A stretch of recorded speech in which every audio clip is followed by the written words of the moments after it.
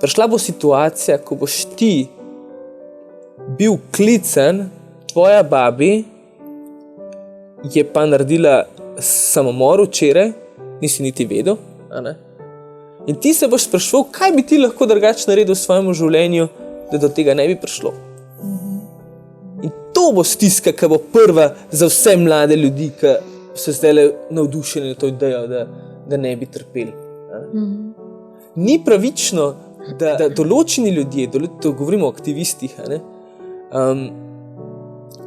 zaradi tega, ker bi si sami želeli imeti popolno kontrolo nad svojim življenjem in da bi radi odpirali šampanjec večer pred svojo evtanazijo, da toliko enih ranljivih skupin vržejo kategorijo nevrednih človekovega dostojanstva, in da jim v bistvu daš smrtno dozo in hkrati prepričani, kot je že rekla Anja, da so breme nam.